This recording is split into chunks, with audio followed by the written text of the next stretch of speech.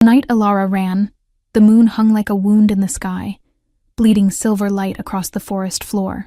Her feet were bare, torn open by rocks and thorns, leaving a trail of crimson drops that glowed faintly in the darkness, as if her blood itself remembered something the rest of her had forgotten. Behind her, she could hear them, the hunting party led by Cade, her fated mate, the Alpha who had spent 3 years systematically destroying every shred of dignity she possessed.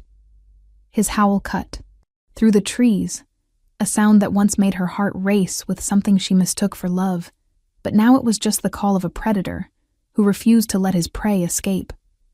She stumbled forward, branches whipping across her face, her thin nightgown catching on brambles and tearing, exposing skin already covered in bruises that formed a map of her suffering. The pack house was miles behind her now, that pristine mansion where she had been paraded as the weak Omega mate, mocked at gatherings, excluded from hunts, forbidden from speaking unless spoken to, reduced to nothing more than a decoration that Cade kept around to prove his dominance extended even to the bonds fate itself created. The forest began to change as she ran deeper, the familiar pines giving way to twisted oaks with bark that looked like screaming faces, their branches reaching toward her like skeletal fingers.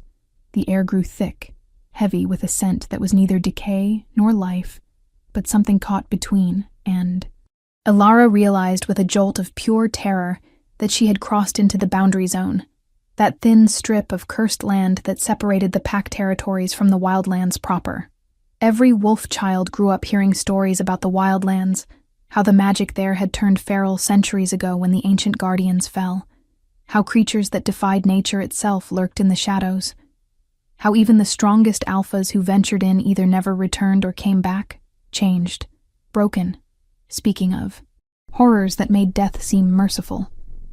The smart thing would be to turn back, to accept Cade's punishment for running. Maybe if she begged prettily enough, he would only break 1 finger this time instead of 3. But as another howl echoed closer, as she heard the excited yips of the hunting party closing in, Alara made a choice that would alter the course of her entire existence. She stepped across the invisible line where even moonlight seemed reluctant to fall, and entered the Wildlands. Alone. The transformation was immediate and terrifying. The sounds of pursuit cut off as if someone had thrown a switch, replaced by a silence so complete it pressed against her eardrums like water. The trees here were massive, their trunks wider than houses, their roots writhing across the ground like serpents frozen mid-strike. Bioluminescent fungi grew in patches that pulsed with sickly green light, and the fog that rolled between the trees moved against the wind, purposeful and hungry. Alara's wolf, that inner presence that should have been her constant companion, had gone completely silent, cowering in the furthest corner of her mind, and she realized she was truly alone in a way she had never experienced before. Her feet continued to bleed, each step leaving prints that steamed in the cold air, and she noticed with growing alarm that the blood was not just red anymore, but shot through with threads of silver that seemed to glow from within. She had no idea where she was going. No plan beyond pure survival instinct, just the desperate animal need to put distance between herself and the male who had turned the concept of fated mates into a nightmare. She collapsed finally beside a stream that ran black as oil, its surface reflecting stars that were not in the sky above. Her body was shutting down, blood loss and exhaustion, and 3 years of systematic starvation for not being the strong alpha female Cade had wanted finally taking their toll. As her vision began to fade, she saw something moving in the water. Not a reflection, but something beneath the surface. Something with too many eyes that watched her with interest, that felt almost hungry. This was how she would die, she thought with strange detachment. Torn apart by whatever monsters called this cursed place home, and maybe that was better than going back. Maybe being digested by some Wildlands horror was a kinder fate than spending another day as Cade's punching bag. But then she heard footsteps, heavy and deliberate, and a voice cut through the fog like a blade. "You are bleeding silver. Do you have any idea what that means? Or are you just another stupid Omega who wandered where she does not belong?" The voice was deep, rough as gravel, holding an edge of violence that made Cade's cruelty sound like a lullaby. Ilara forced her eyes open and looked up into the face of the most terrifying wolf she had ever seen. He was massive, easily 7 feet tall, his body composed entirely of scarred muscle that spoke of countless battles survived through sheer brutal determination. His hair was long and dark, tangled with small bones and what looked like fragments of stone, and his eyes were the color of amber held up to firelight, burning with an intensity that made her want to look away, but finding she could not. But it was the scars that truly caught her attention, not just the normal marks of combat, but ritualistic patterns carved into his chest and arms, symbols that seemed to shift and writhe in the corner of her vision, and across his throat ran a thick band of scar tissue, as if someone had tried very hard to remove his head and only barely failed. He wore only torn leather pants and boots, his torso bare despite the cold, and she could see his breath misting in the air, could smell him now, wild pine and smoke, and something darker, something that made her wolf finally stir with a sound, caught between fear and unwanted fascination. "Well, can you speak, or has the Wildlands already claimed your mind?" His tone held no sympathy, no concern, just impatience, and something that might have been disgust. Ilara forced herself to sit up, despite every scream of protest from her body, forced herself to meet those burning eyes, and managed to rasp out, "I can speak, and I am not stupid, just desperate." Something shifted in his expression, a flicker of surprise quickly suppressed. He crouched down, still looming over her, and studied her face with an intensity that felt like being dissected. Desperate enough to cross into the Wildlands barefoot and bleeding. Desperate enough to leave a trail that every corrupted creature within 5 miles can follow. Desperate enough to activate a bloodline that has been dormant for 3 centuries without even knowing what you have done. He reached out suddenly and grabbed her wrist, his hand completely engulfing her arm, his touch burning hot against her frozen skin, and he held her bleeding palm up to the starlight. The silver threads in her blood were glowing brighter now, spreading up her veins like liquid moonlight, and where they spread, the pain began to fade, replaced by a tingling warmth that felt almost alive. "You are no ordinary Omega. The Wildlands recognize you. They are trying to claim you, to remake you into what you were always meant to be, and you have no idea how dangerous that is." He released her wrist and stood, looking down at her with an expression caught between annoyance and calculation. "I should leave you here. Should let the corruption take you or the creatures eat you, because anyone fleeing into the Wildlands is running from something, and I have no interest in inheriting someone else's problems. But if I leave you, that silver blood will draw every nightmare in the Wildlands directly to my territory. And I have worked too hard to keep this section stable, to let some ignorant Omega destroy it." Before Ilara could respond, before she could even process what he was saying, he bent and scooped her up as if she weighed nothing, throwing her over his shoulder with all the ceremony of picking up a sack of grain. She was too weak to fight, too exhausted to do more than hang limply as he began walking deeper into the Wildlands, moving with confidence through terrain that shifted and changed with each step. "What are you doing?" she managed to gasp out. "Taking you somewhere you will not die immediately," he replied without looking back, "though I make no promises about what happens after that. If you are going to transform into one of the ancient bloodlines, you will do it where I can contain the damage, and then we will see if you are worth the trouble of keeping alive, or if I should just cut your throat and burn the body before you become another corrupted horror in a place already full of them." It should have terrified her, that casual discussion of her murder, but Ilara found herself almost laughing, because somehow being threatened by this scarred stranger in the cursed Wildlands felt more honest than 3 years of Cade's false concern and public humiliation. At least this wolf was not pretending to care. At least he was not draping cruelty in the language of love. If you are enjoying this story, please like and subscribe. Drop a comment below, telling us what you think will happen next. Will Ilara survive her transformation? And who is this mysterious scarred wolf? Stay with us. The shelter he took her to was not a house, but a cave system carved into the side of a massive cliff that rose from the Wildlands floor like a broken tooth. Bioluminescent crystals grew from the walls, providing a soft blue light that revealed a space that was surprisingly organized, weapons hanging in neat rows, dried herbs bundled and hanging from the ceiling, a large pile of furs in one corner that served as a bed.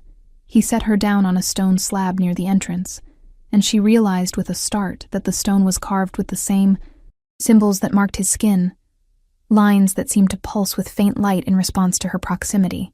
"Do not move," he ordered, turning to gather supplies from deeper in the cave. Ilara had no intention of moving, her body finally giving up now that she was somewhere relatively safe, or at least safer than being outside. She watched as he returned with a clay pot of water and strips of clean cloth, and to her surprise, he began cleaning her wounds with an efficiency that spoke of long practice. His touch was not gentle, but it was careful, methodical, and she found herself studying him as he worked, noting how his jaw clenched when he saw the older bruises on her arms and legs, the fingerprint-shaped marks on her throat, the evidence of systematic abuse that any wolf could read in the damage to her body. "Who was it?" he asked finally, his voice even rougher than before. "The one you ran from."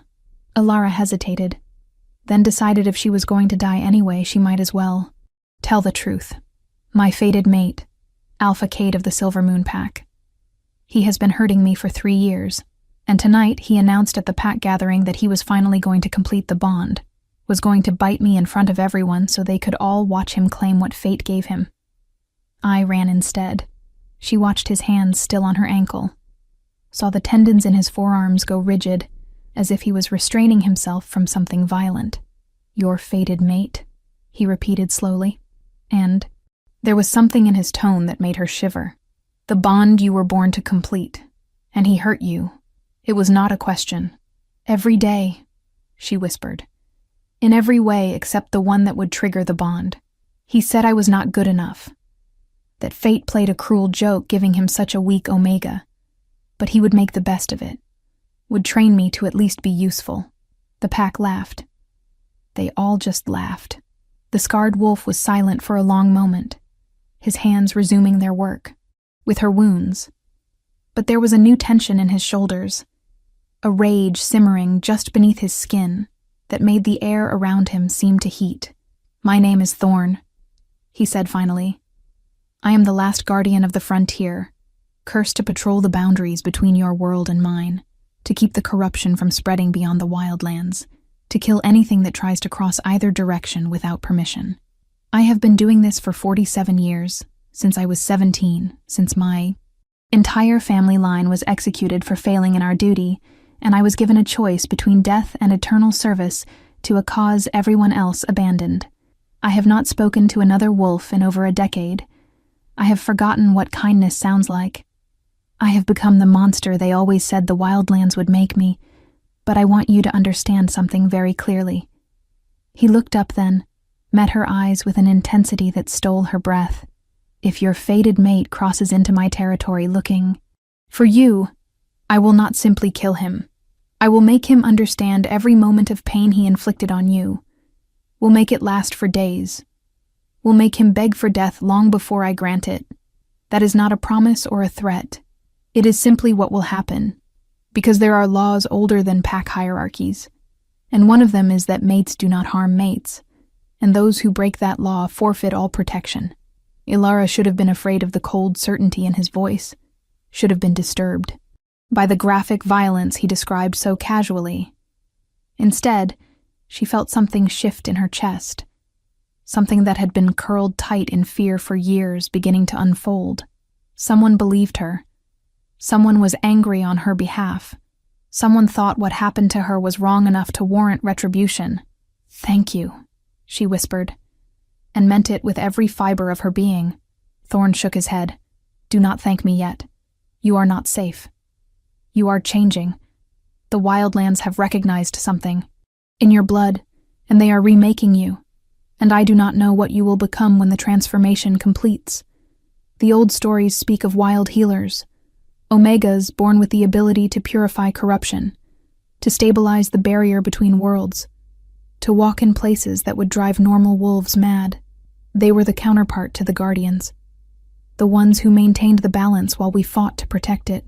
But they all died out 300 years ago, hunted to extinction by alphas who feared their power, who could not stand the idea of omegas who did not submit. If that is what you are becoming, every alpha in the territory will want to either control you or kill you, because a wild healer cannot be forced, cannot be commanded, and their very existence challenges the hierarchy that keeps alphas in power. The words settled over Alara like a heavy cloak, but beneath the fear they should have inspired, she felt something else, a strange rightness, as if pieces of a puzzle she did not know she was solving were finally clicking into place. The way she had always felt wrong in her skin, too sensitive, too aware of things others could not see. The way injuries healed faster around her, how plants grew stronger in her presence, how she could sense the emotional states of others, like a physical touch. She had thought it was just Omega intuition, taken to an uncomfortable extreme. Had tried to suppress it, because it made Cade angry. But what if it was something more? How long until the transformation completes? She asked. Thorn finished wrapping her feet and sat back on his heels. 3 days if you fight it, 3 hours if you embrace it. The silver in your blood is the Wildlands magic trying to rewrite your nature, to unlock what your ancestors locked away for safety. It will hurt. You will feel like you are burning from the inside out. You may lose yourself to the pain and never come back. But if you survive, you will be powerful enough that no alpha will ever hurt you again. Alara looked down at her hands, saw the silver threads spreading further under her skin, creating patterns that looked almost like the roots of trees. 3 years of pain, 3 years of humiliation, 3 years of being told she was worthless, weak, a burden, the chance to be something more, to be powerful, to never be a victim again. She did not hesitate. How do I embrace it? Thorn smiled then, and it transformed his harsh face into something almost beautiful, feral and wild and alive. You stop fighting your instincts.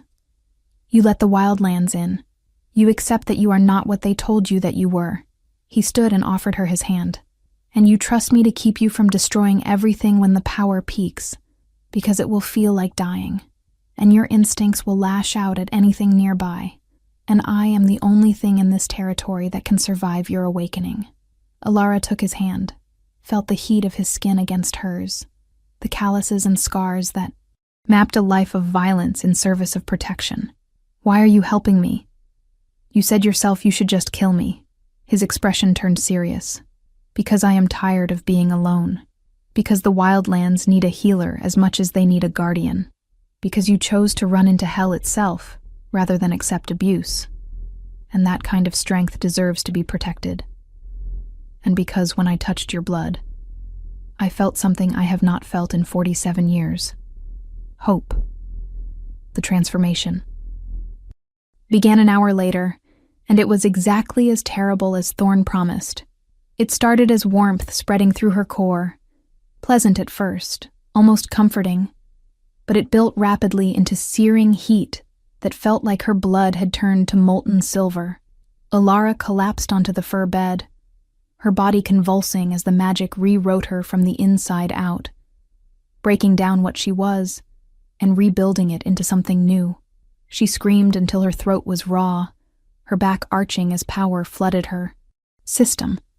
And through the haze of agony, she was aware of Thorn beside her, his hands pinning her down when she thrashed, his voice steady as he talked her through it, describing what was happening, grounding her when the pain threatened to scatter her mind entirely. Your bones are strengthening, denser and harder to break. Your senses are expanding. You will be able to smell corruption before it manifests, taste sickness in the air, hear the heartbeat of the land itself. Your healing ability is magnifying. Soon you will be able to close wounds with a touch, purify poison with your presence, even pull corruption from the Wildlands themselves. You are not dying. You are becoming. And you are magnificent. Hours passed, or maybe days. Time lost all meaning in the grip of transformation. Alara felt things breaking open inside her, seals placed generations ago shattering like glass. and with each break came a flood of new awareness. She could feel the cave around her, every crystal, every stone, all pulsing with life she had never perceived before. She could sense Thorn beside her, could map the scars on his soul as clearly as those on his skin, could taste the loneliness and rage and desperate hope that defined his existence. She could feel the wildlands beyond, that vast, corrupted territory, and understood now that it was not evil, but wounded. Magic that had gone feral without the healers to tend it. Like a garden left untended until the beautiful became monstrous. And deeper, still, she could feel the bond that should have connected her to Cade, that golden thread fate had woven. And she reached for it with her new power, and she tore it apart. The snap of a fated bond breaking should have killed her. Every story said so. But Alara was no longer bound by the normal rules. She was something older, something that existed before the concept of fated mates, and she unmade the bond with the same certainty with which one would cut away dead flesh. Let Cade feel that. Let him understand that she was no longer his in any capacity. When the transformation finally completed, when the last wave of pain faded and left her gasping on the fur bed, Alara opened her eyes and saw the world in colors she had never known existed. The cave was alive with light, every crystal singing with its own frequency. And Thorn beside her was a blaze of scarred brilliance, his cursed marks glowing with power that resonated with her own. She sat up slowly, looked down at her hands, and saw they were whole, the cuts and bruises completely healed. Her skin marked now with delicate silver patterns that followed her veins. Beautiful and strange. "How do you feel?" Thorn asked, and his voice held a new note, something almost like reverence. Alara tested her body, felt the strength coiled in muscles that had always been weak, felt the magic humming through her system like a second heartbeat. "I feel alive," she whispered. "For the first time in my life, I feel alive." She looked at him, really looked, and saw past the scars and violence to the lonely boy underneath, cursed and abandoned, turned into a weapon, and left to guard a border. Everyone else forgot existed. "Thank you for keeping me safe. Thank you for believing me. Thank you for giving me the chance to become this." Thorn reached out slowly, giving her time to pull away, and cupped her face in his scarred hand. "You gave yourself this chance. I merely provided the space. Now we need to teach you to control it. Because right now, you are broadcasting power like a beacon, and everything in the Wildlands is going to be drawn to you. Some wanting to serve, some wanting to devour, and we need to prepare you for what comes next." Over the following weeks, Thorn trained her with a patience that belied his harsh exterior, teaching her to shield her presence, to focus her healing ability, to sense corruption and draw it out before it manifested into physical form. They fell into a routine, rising with the dawn, that barely penetrated the twisted canopy, spending hours in combat training, because as he said, healing means nothing if something tears your throat out before you can use it, then working on magical control as the strange twilight of the Wildlands descended. Alara discovered she had an aptitude for the work that surprised them both, her new instincts guiding her towards solutions that Thorn admitted he would never have considered, finding ways to purify corrupted zones that even the ancient healers might have envied. But it was the quiet moments that truly changed things between them. The evenings when they sat by the fire he built near the cave entrance and talked about everything and nothing. Thorn told her about his family, the proud line of guardians who had protected the frontier for generations, until one day the corruption surged and broke through, killing dozens before they contained it, and how the packs blamed them for the breach, executed his parents and siblings, and gave him the choice between death or eternal service. He spoke of the loneliness that was worse than any physical pain, decades of isolation with only corrupted creatures, and his own thoughts for company, how he had almost given up 1,000 times but kept going because someone had to, because if the Wildlands ever fully consumed the territory beyond, millions would die. And Alara found herself sharing things she had never told anyone, about her childhood as the smallest Omega in the pack, how her parents had been so disappointed, How Cade's interest had seemed like a miracle, until the bond snapped into place and she realized he had only wanted her because fate gave him no choice. How he had spent 3 years punishing her for not being what he wanted, while presenting himself as the long-suffering alpha, stuck with a defective mate. It was during one of these conversations that Thorn said something that shifted everything. You know the bond you destroyed. The fated mate connection. That is not how it was supposed to work. The original magic was about compatibility, about 2 souls that would complement each other, help each other grow. But over the centuries, alphas twisted it, turned it into a chain, convinced everyone that omegas were meant to submit, that fate choosing you meant you had no choice.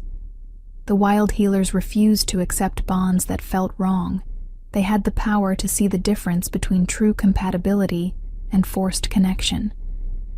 Your bond with Cade was never real.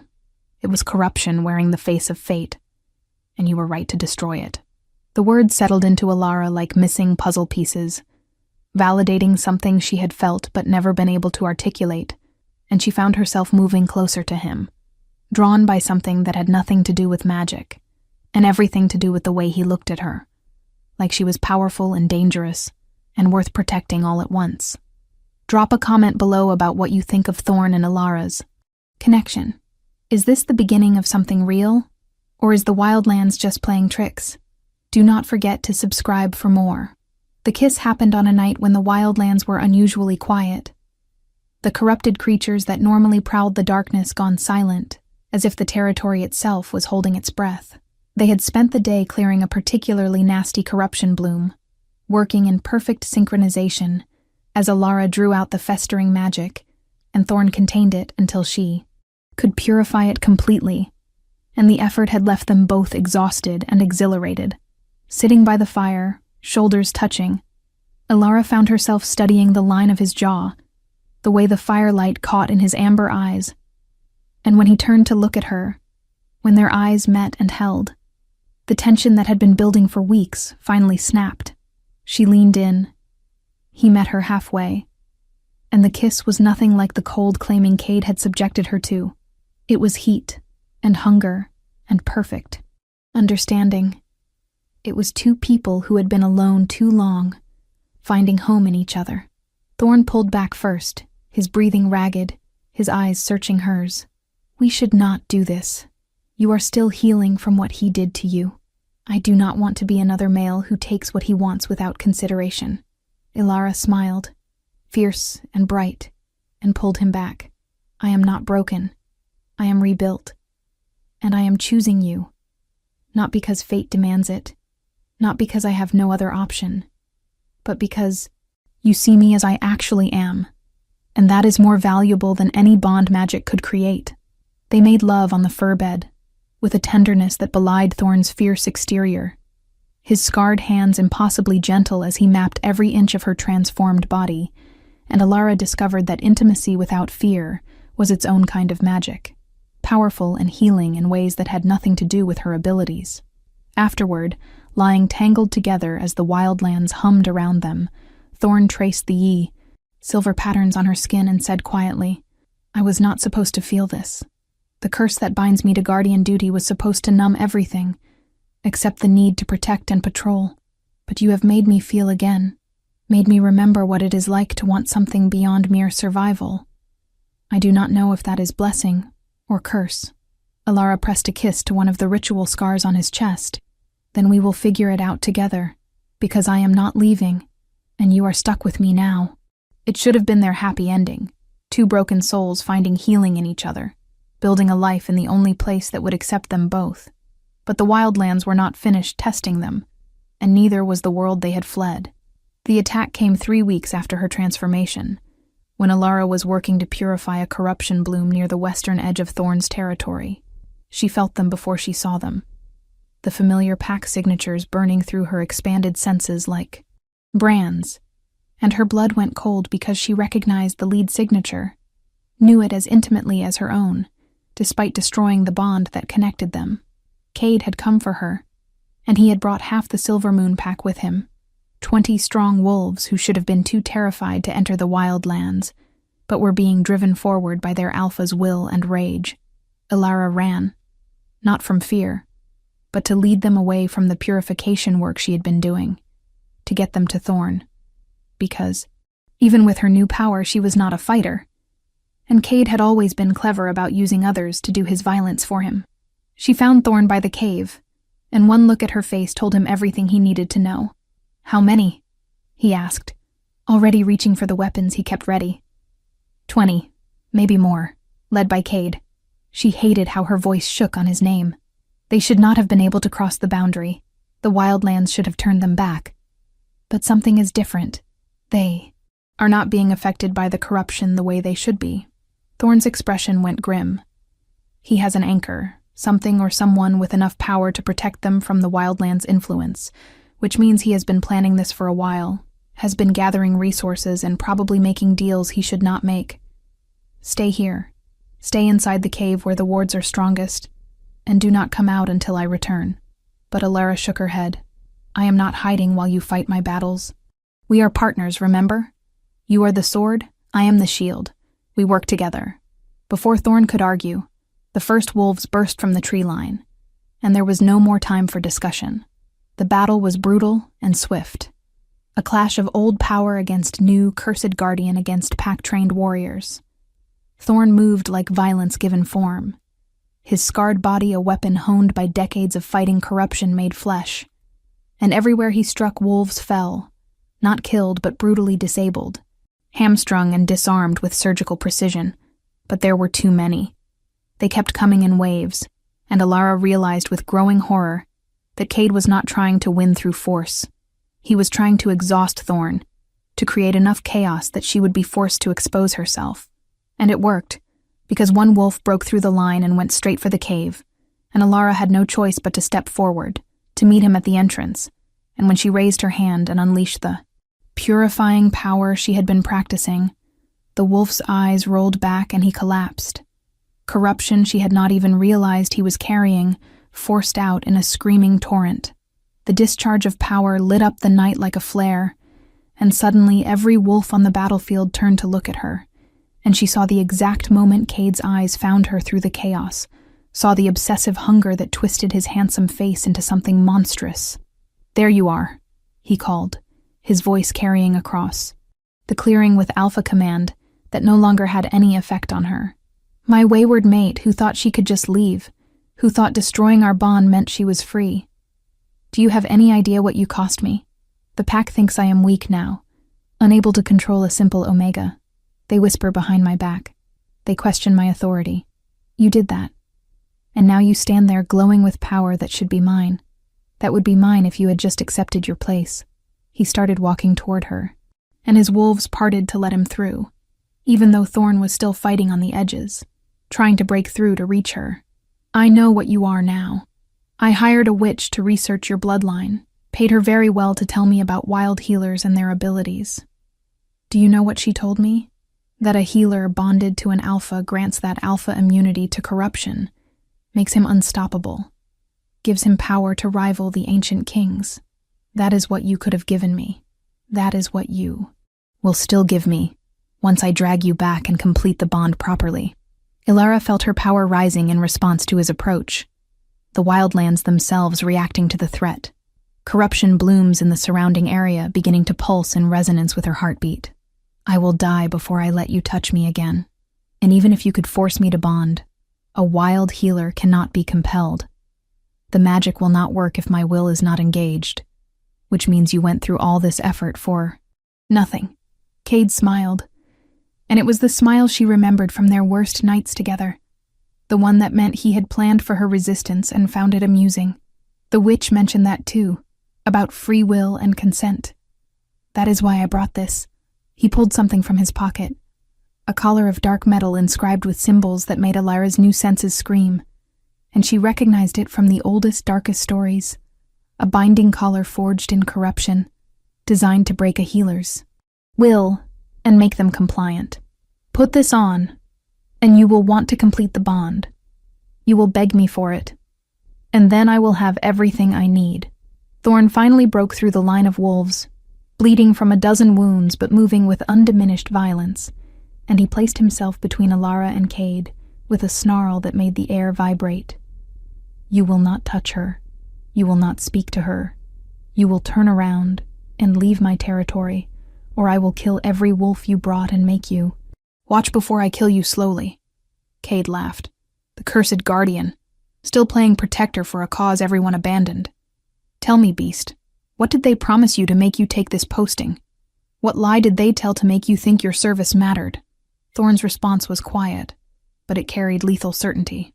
"They promised me nothing. They gave me a choice between death and duty, and I chose duty because it was the right thing to do, and I have kept this corruption from spreading. For 47 years without thanks or recognition, because that is what protection means. You would not understand. You who hurts those weaker than you and calls it strength, but I am going to enjoy teaching you the difference." The fight that followed was less battle and more execution, Thorn against Cade in single combat, while the pack wolves stood frozen, held in place by both Thorn's killing intent and the Wildlands corruption that was spreading faster now, drawn by Alara's power and rage. Cade was strong, trained since birth to be a perfect alpha, fast and brutal and confident, but Thorn was something else entirely. He was violence refined to its purest form.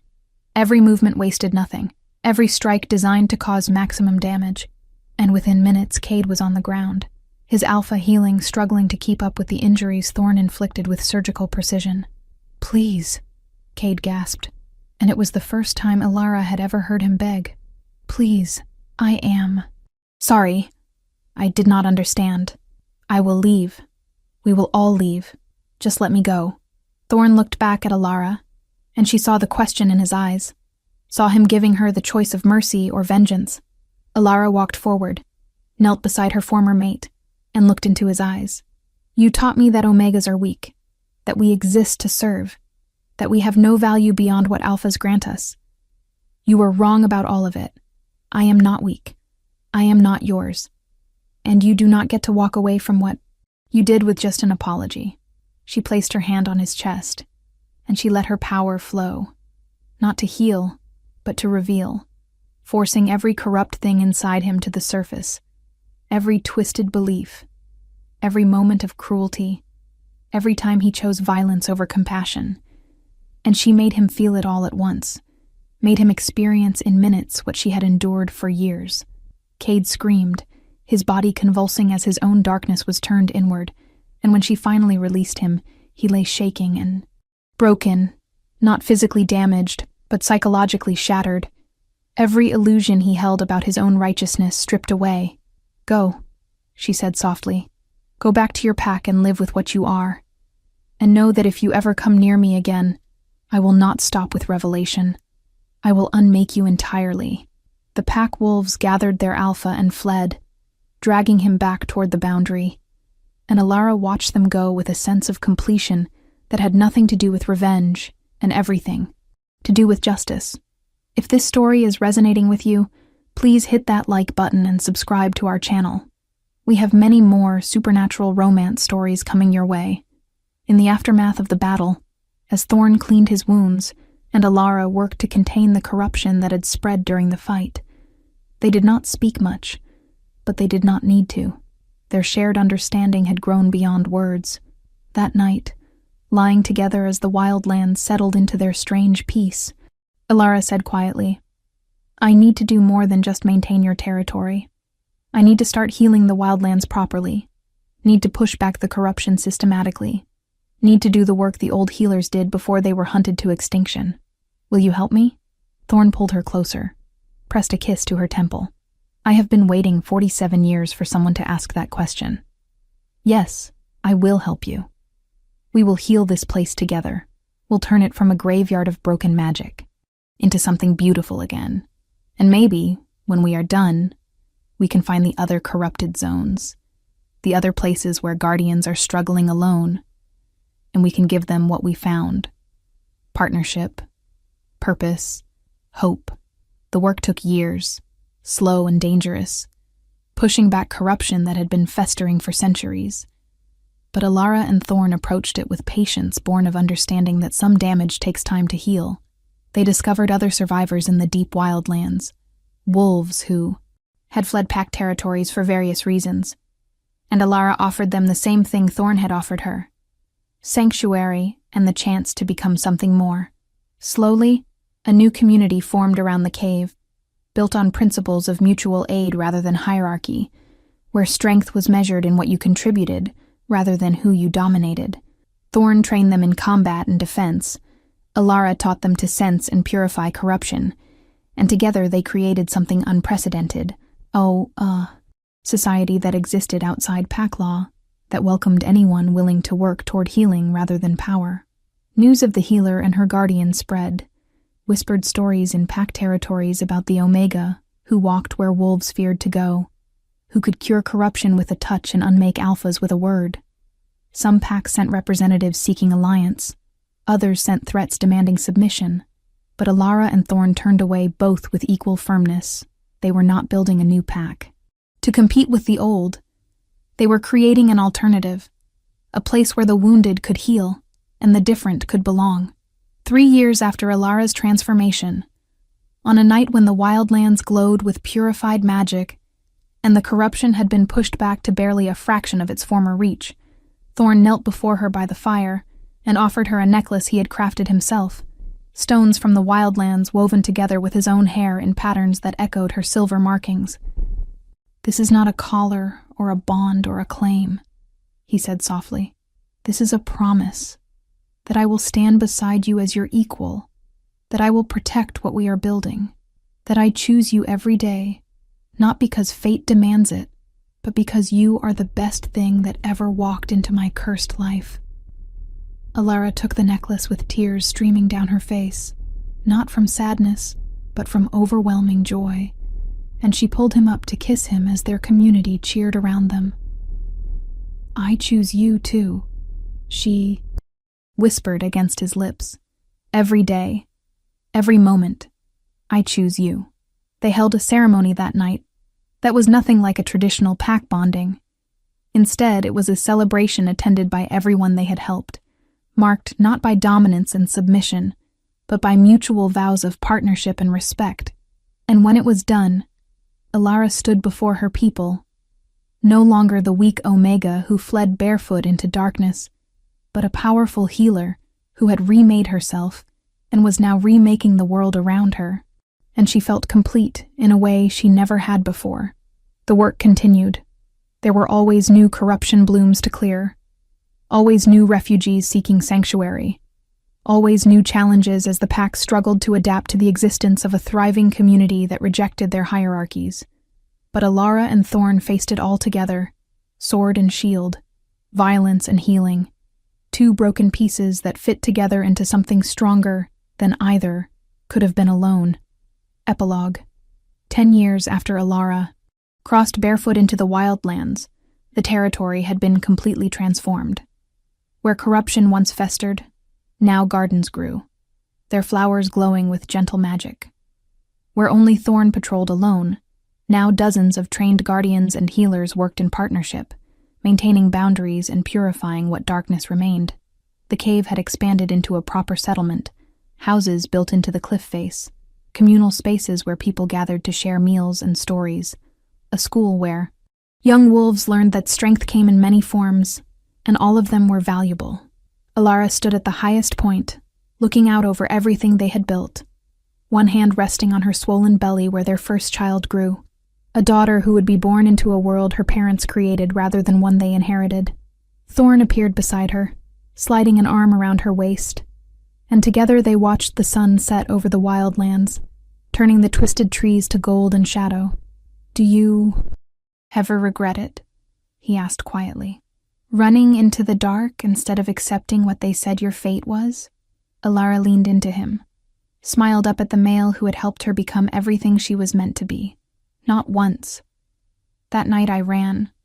I was running toward something, even though I did not know it yet. I was running toward you, toward this, toward the truth of who I was always meant to be. And I would do it again in a heartbeat." They kissed as the Wildlands hummed approval around them. 2. Souls who had found each other in the darkest place and turned it into light. and their daughter kicked in Ilara's womb as if already eager to join the story they were writing. A story of healing and hope, of choosing your own destiny, even when the universe tries to write a different ending, of love that is built rather than fated, earned through partnership and sustained through mutual respect. A love that transforms not just individuals, but entire worlds.